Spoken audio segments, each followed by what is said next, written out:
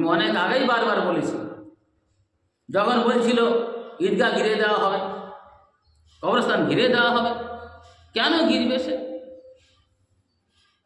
1984 দিকে বুদ্ধদেব ভট্টাচার্য বলেছিলেন যে মেয়েদেরকে রাস্তায় নামানো হবে, মুসলিম মেয়েদেরকে রাস্তায় নামানো হবে। আজ রাস্তায় নামছে না, এখন মেয়েরা ভোটে দাঁড়াচ্ছে, তারা ছুটছে। পর্দানসীন মেয়ে যদি মাথায় ঘোমটা দিতে চায়, তার ঘোমটা ফেলে দেওয়া হচ্ছে। রাজনীতি করতে মাথায় ঘোমটা দিলে চলবে? চলছে। পরবর্তীতে বলেছিল বেশ 2000 সালের আগে যে যারা মৃত ব্যক্তি দাফন করবে তাদের ট্যাক্স নেওয়া হবে। এজন্যে ঈদগাহ কবরস্থানগুলো যত্ন নিতে হবে। তার মানে একটা মুসলমান তার কারো যদি মরে গেলে তার যদি দাফন করতে যায়, সরকারি অফিসারের কাছে তার ধর্ণা দিতে হবে, ভর্তি দিতে হবে। আমার এটা দিন ওটা দিন এই করছে, তার ইচ্ছা মতো বলবে হবে না, এখন হবে না, তখন হবে না। একটা লোক রাত্রিরে মারা গেল, কি কার রাত্রিরে তার দাফন করবে, ওদের কাজ কি করে যাবে? ওরা কোথায় থাকবে? দেখবে একেবারে পরিকল্পনা মাফিক সব কাজ করা হচ্ছে। আজকের আমাদের ধরি এই এসআইআর কিন্তু ঠিক অনুরূপ ভাবে সবাই কিন্তু দোষী। আমরা সবাই দোষী, কেউ কম কেউ বেশি, দোষ সকলে, কেউ এড়াতে পারবে না। সে বিজেপির দোষ, তৃণমূলের দোষ, কংগ্রেসের দোষ, সিপিএমের দোষ, আর যদি কোনো পার্টি সেটা থাকিস তাদের দোষ, সকলের দোষ। সবাই মিলে যুক্তি করে কিন্তু করেছে যে এনআরসি করতে হবে। এখন দেখা যাচ্ছে এখানে এসে আমরা আবার ভোট পাল্টেছি, এটা বাহ্যিক। এনআরসি কেন করতে হবে? বর্তমানে নির্বাচন কমিশন তো ইলেকশন কমিশন এসআইআর করছে, এসআইআর এর মধ্য দিয়ে আমাদের কিন্তু এনআরসি করা হচ্ছে। বিভিন্নভাবে কাগজ জমা নিচ্ছে, এখনো শেষ হয়নি এসআইআর। বলছি এরপরে কি করা হবে? এনপিআর করা হবে, এনপিআরও করা হবে।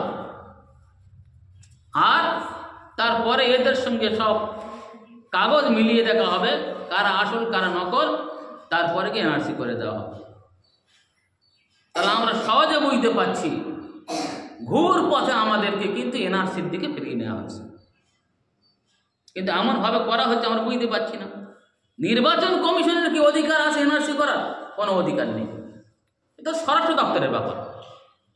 তাকে এমনভাবে দিয়েছে আমাদের কাছ থেকে সব তথ্য নিয়ে নেওয়া হচ্ছে, সব তথ্য নেওয়া হচ্ছে। আমরা তো বুঝতে পারছি না যে কি হচ্ছে এখানে। এখন আবার একটা তথ্য পাওয়া যাচ্ছে, অনেকের ফোনে আসছে বা এসছে, দুটো নাম্বার আছে, সেই নাম্বার থেকে বলা হচ্ছে আপনি 2026 মাসে, তারা বলা হচ্ছে ইলেকশন সার্ভে, বলছে আপনি আগামী 26-এর ভোটে বিজেপিকে ভোট দেবেন, তৃণমূলকে ভোট দেবেন, কংগ্রেস সিপিএমকে ভোট দেবেন, নাকি অন্যান্য দলের ভোট দেবেন। যদি বিজেপির ভোট দেন তাহলে 1 টিপুন, তৃণমূলের দেন 2 টিপুন, কংগ্রেস বা সিপিএম মানে ওরা অ্যালায়েন্স হবে, যদি এদের দেন 3 টিপুন, অন্যান্য পার্টি দিলে 8 টিপুন। আমরা সাধারণ লোক বুঝি না, যে পার্টি করে সে পার্টি তার মায়া থাকবে। সে হয়তো বললো নে বাবা 2, কেউ বললো না 3, কেউ বললো না আর বলছে আমি হিসাব করবো 8। ওদের কাছে কিন্তু সব উঠে যাচ্ছে, তত ওদের কাছে আছে, ওদের পুরো দপ্তর থেকে করছে, তার নাম টিক মেরে রাখলো, লাল টিক মার, কে কোন পার্টি করছে জানা সব হয়ে যাবে। কে জন্য হয় ওই স্প্যাম যেগুলো আসে ওগুলো হয় মোটামুটি কেটে দেওয়া হোক, আর না শোনার সঙ্গে সঙ্গে সেটা বাতিল করে দেওয়া হোক, কোনো উত্তর না দেওয়া, কোনো কিছু না ঠেকা। তো এখন আমরা যদি চিন্তা করি যে মুসলমানের বাঁচতে হবে, সর্বপ্রথম মুসলমানের রুজু ইলাল্লাহ হতে হবে, আল্লাহর দিকে ঝুঁকে পড়তে হবে। যদি আল্লাহর দিকে ঝুঁকে না পড়ে মুসলমান সফল কাম হতে পারবে না, কোনো মতেই পারবে না। নবী করিম সাল্লাল্লাহু আলাইহি সাল্লামের জামানায় মুসলিমে মুসলমান যারা বড় বড় যুদ্ধে জয়লাভ করেছিলেন, বদরের যুদ্ধে 313 জন মুসলমান, অপর পক্ষে 1000-এর বেশি অমুসলিম কাফেরের দলেরা, যাদের সঙ্গে যুদ্ধ করে মুসলমানরা জয়লাভ করেছিলেন। দুনিয়ার সেরা শক্তি একদা পড়িত যাদের পায়, যাদের দাপটে কাঁপিত বিশ্ব, ওই সে মুসলমান কোথায়? ও মুসলমান আর নেই, আছে মানে অল্প, নগণ্য, কিচ্ছু না।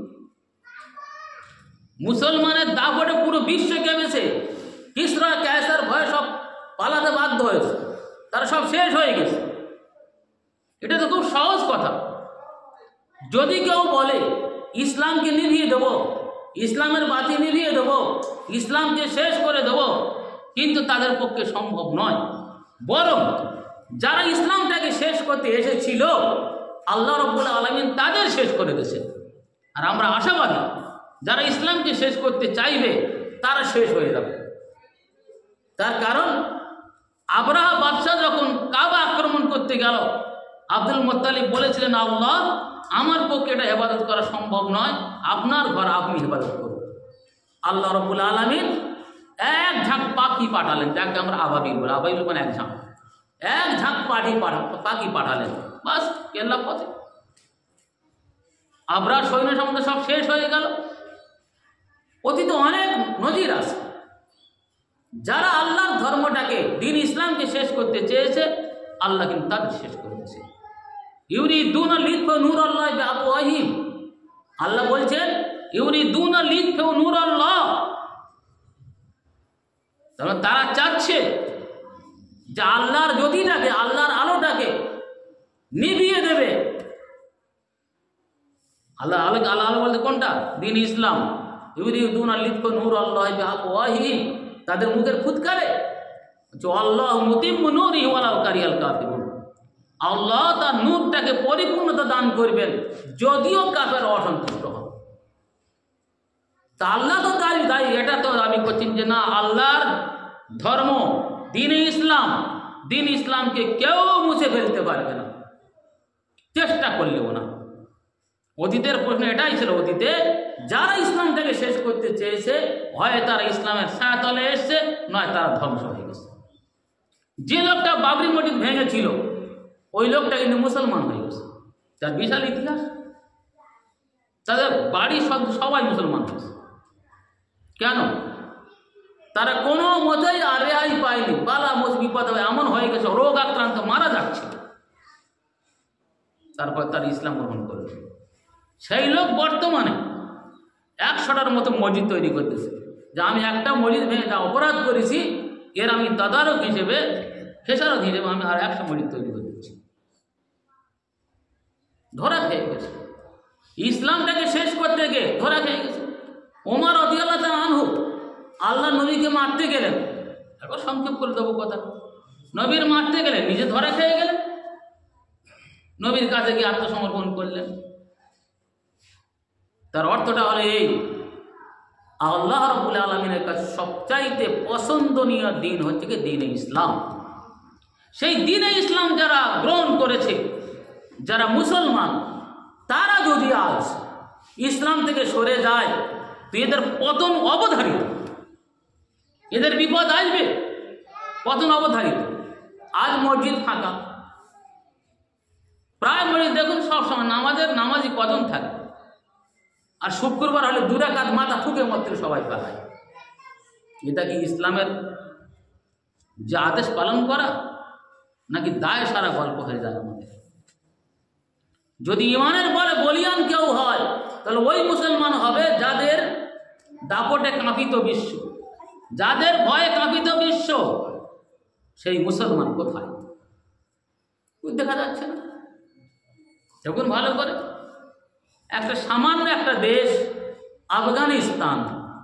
আফগানিস্তানের সঙ্গে লড়াই করতে গিয়ে রাশিয়া, আমেরিকা সবাই নাগানি চোবানি খেয়েছে। এমনকি সুপার পাওয়ার বা সুপ্রিম পাওয়ার আমেরিকা তার অস্ত্র শস্ত্র ফেলে রেখে পালাতে বাধ্য হয়েছে। ইমানের বলে বলিয়ান হতে হবে। আল্লাহ আমাদের বলেননি যে তোমরা কারো মেরে ফেললো, কারো এখানে মারামারি করে, কথা নয়। সহানুভূতির সঙ্গে চলতে হবে আমাদের।